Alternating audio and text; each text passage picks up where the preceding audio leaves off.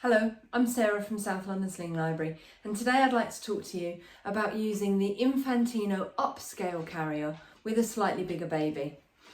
So what you're going to have found is when you're using it with a newborn, you're using the carrier with the seat scrunched in at the sides, which makes it narrower for a smaller baby. And that's great. When your baby's tiny, having the seat scrunched in means that it only supports them from the back of one knee into the back of the other knee, not kind of down their lower leg, doesn't push their legs straight out. As your baby gets bigger, what you'll have been doing is pulling that seat out so that it fits them between the backs of their knees. What you're going to find fairly swiftly, because this carrier doesn't have the widest seat around, very quickly your baby's going to naturally sit in the carrier with it on its widest setting. It's probably going to be somewhere around the 3-month, maybe 4-month mark.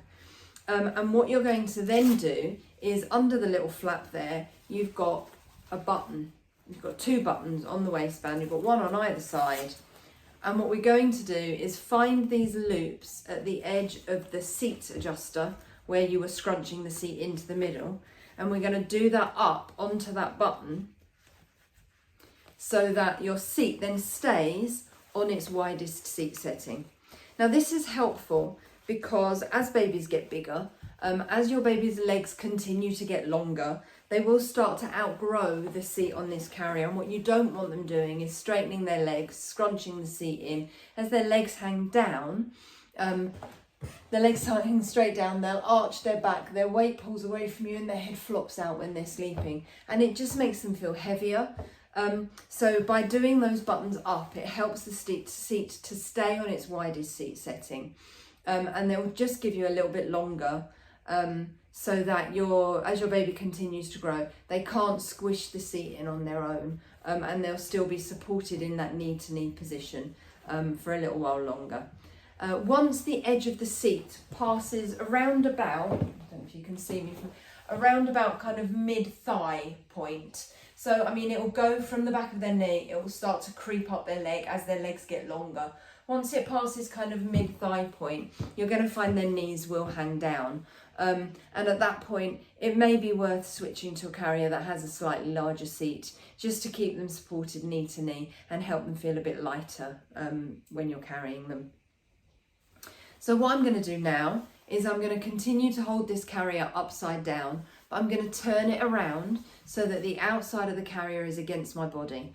I'm then going to flip that waistband in towards me, and I'm going to put it around about my natural waist and get clipped up behind me. And then pull to tighten. You don't need it to be corset tight, you just want it to be tight enough to not move around while you're wearing it. And then I'm going to find the back clip on the shoulder straps. Don't know about you, I've got tiny little T-Rex arms. The only place I can get one of these back clips done up is right on the back of my neck, and that's not comfortable. So I cheat. I'm going to find that back clip, I'm going to do it up in front of me, and I've pushed it slightly down that piping so that when it's behind me, it's not up on the back of my neck. That just helps me to feel a bit more comfortable. It's got piping on the back of the strap so that it will move up and down.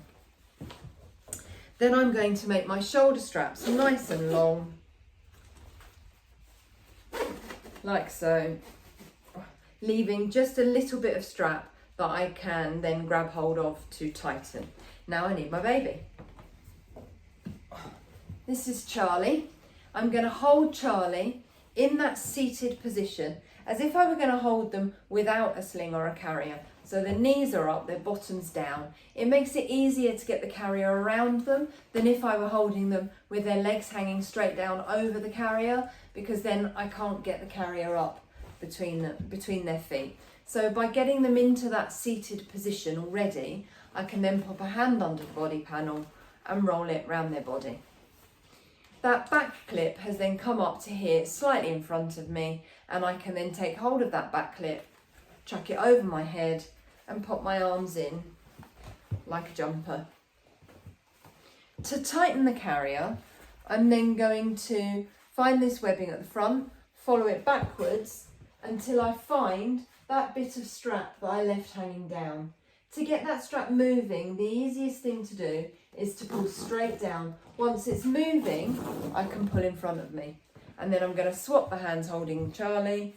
I'm going to do exactly the same on the other side. So hand out of the way, find that strap, follow it backwards, find the little bit I left her over, down and forwards until it snugs up. I can then get hold of both and I can, excuse me Charlie, which way we go, we've got under your arms. I can then micro adjust just to get it nice and snug. There we go. So the carrier comes easily up to Charlie's shoulders. To be honest, at this age, Charlie is likely to have almost nailed their head and neck control. And when they're nice and active and want to see a lot of what's going on, I can encourage them to get an arm out over the top, or even two arms if they want to.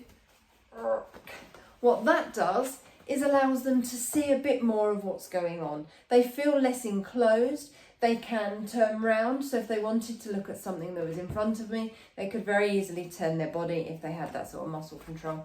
But Charlie's made of plastic and sand and a bit of polyester stuffing, so, you know, doesn't have that muscle tone. The carrier still fits from the back of one knee into the back of the other knee, keeps Charlie in that nice seated position and distributes their weight around my torso more effectively. If Charlie then falls asleep and I feel like I need extra head support, I have this little pillow at the front here that I could lift and button. And that would give me a little bit of extra head support for Charlie when they've fallen asleep. When they're awake, it would just irritate the heck out of them. So I can unbutton. And it's got some lovely poppers which just help to keep it folded down so it's not flapping around and getting in anybody's way. So there's that one, and there's that one. The safety guidelines at this age are exactly the same as the safety guidelines even for a newborn, and in any sling or carrier the safety guidelines are the same. The word to remember is tick, so you want to be able to tick all of your safety boxes. The T stands for tight. The baby should be as tightly held against you as if you were holding them in your arms. You want to be able to put a hand on their head, do a little dip forward and not feel their body weight pull away from you. Don't bend too far forward because then your core engages, you change shape and it's not always easy to tell. So hand on the head, a little dip forward, you shouldn't feel the body weight pull away from you. The I stands for in view. You should be able to see your baby's face at all times. The C stands for close enough to kiss. Honestly, this is a breast-related issue. It's about having them on the firm part of your chest above any breast tissue or soft chest tissue, rather than allowing them to snuggle into soft squishy parts where they might obstruct their airway. If you don't have soft chest tissue and you tend to wear your baby slightly lower, as long as you're happy that their airways are open, it's absolutely fine. The K stands for keeping baby's chin off baby's chest. The easiest way to know that their chin is off their chest is when you do the ugly double chin manoeuvre to look down at them, you can clearly see the tip of their nose. If they put their chin on their chest, their nose will point at the floor and all you're going to see will be the top of their head. The S stands for supported spine, and you can tell your baby's fully supported because when you put a hand on their back and lightly press, they don't have any extra room to get closer to you, uncurl or sit up, meaning there's no space in the sling that they could slump into, put their chin on their chest and close their airway. To then get the baby out of the carrier, when I need to do that, all I'm going to do is support my baby's weight. I can then reach for this clip behind me and undo, slip my shoulders out, and then I can focus on holding the baby as I kind of drop the sling